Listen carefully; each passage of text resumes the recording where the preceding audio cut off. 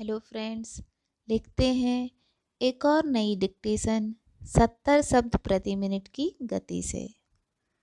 Ready, start. सरकार ने नेताजी सुभाष चंद्र बोस जयंती को पराक्रम दिवस के नाम से मनाए जाने का निर्णय लिया है।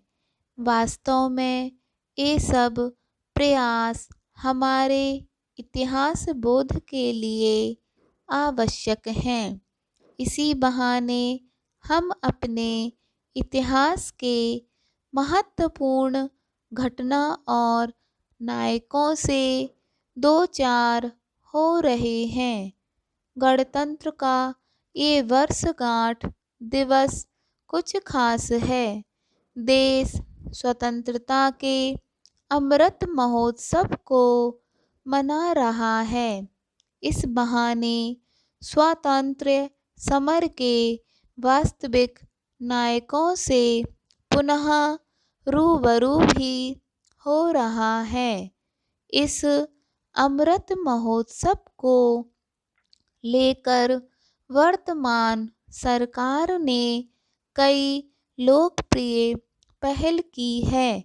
1000 वर्ष के संघर्ष और तदोपरांत मिली इस स्वाधीनता के हर वास्तविक सेनानी को सम्मान देने का प्रयास जारी है। पैरा, इधर भारत विभाजन की विभीषिका को भी याद रखने की पहल हुई है।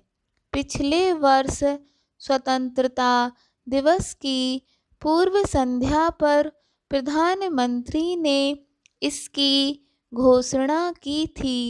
अब देश प्रतिवर्ष भारत विभाजन की तिथि 14 अगस्त को विभाजन विभीषिका स्मृति दिवस के रूप में मनाएगा।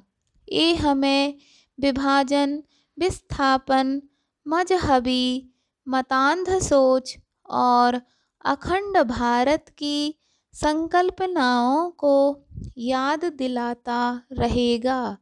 वहीं इस बदलते दौर में देश के वास्तविक नायकों को याद करने का भी चलन उपक्रम प्रारंभ हुआ है। समाज जागरण के प्रयासों के नाते बी.आर. अम्बेडकर से जुड़े ऐतिहासिक स्थलों का निर्माण विकास इसी दिशा में एक प्रयास है। वहीं सरकार द्वारा सद्भाव और राष्ट्रीय एकात्मकता भाव के निर्माण हेतु कई दिवस की घोषणा भी हुई है। स्वामी विवेकानंद जयंती अब राष्ट्रीय युवा दिवस तो भगवान बिरसा मुंडा जन्म दिवस अब जनजातीय गौरव दिवस के रूप में मनाया जा रहा है।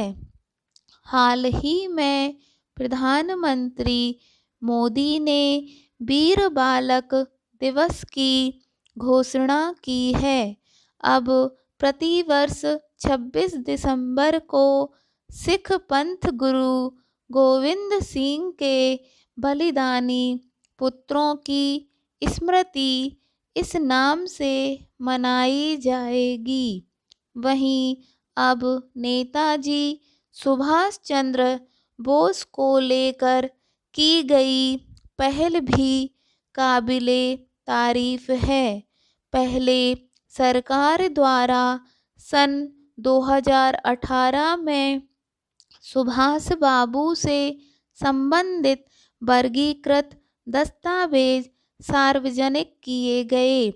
फिर गणतंत्र दिवस उत्सव को कहीं अधिक लोकप्रिय और अर्थपूर्ण बनाने की पहल हुई है। अब गणतंत्र दिवस उत्सव नेताजी सुभाष चंद्र बोस की जयंती से शुरू होकर महात्मा गांधी के निर्वाण दिवस तक मनाया जाएगा। स्टॉप।